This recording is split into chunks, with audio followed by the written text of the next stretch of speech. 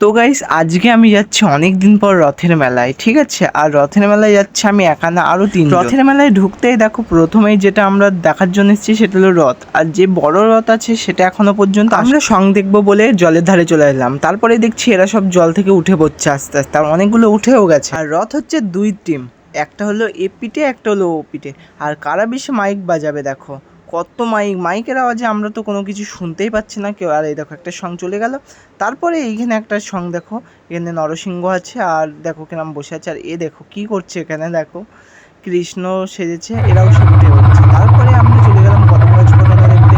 আর দেখো কদম গাছ ফোটানো শুরু হয়ে গেছে অনেকটা আগে, আমরা অনেকটা লেট করে যাচ্ছি। তারপরে একটু পরে বৃষ্টি চলে এসেছে, আমরা বেশিক্ষণ থাকতেও পারি।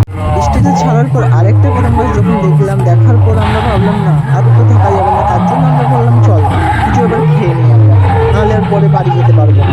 তারপর আমি সবাইকে টেনে নিয়ে আসলাম, চল এবার খাবো আমরা কিছু। তার জন্য চলে আসলাম এগরোলের দোকানে। এগরোলের দোকানে আমি সব বললাম তিনটে আমাদের এগরোল দাও। এগরোলের দোকানে এত ভিড় দেখো, চারিদিকে ভিড় লেগে গেছে। তারপরে আমি বললাম চল আইসক্রিম খাই, তাই সবাইকে একটা করে আমি আইসক্রিম কিনে দিলাম। ওরা খেলো আর আমি একটু বাদাম নিয়ে নিলাম বাড়িতে নিয়ে যাবো। আর জিলাপি তো আমি নিতেই পারিনি, তার জন্য দেখো ওই আইসক্রিমটা একটা নিয়ে নিলাম আর সবাইকে দিয়েও দিলাম।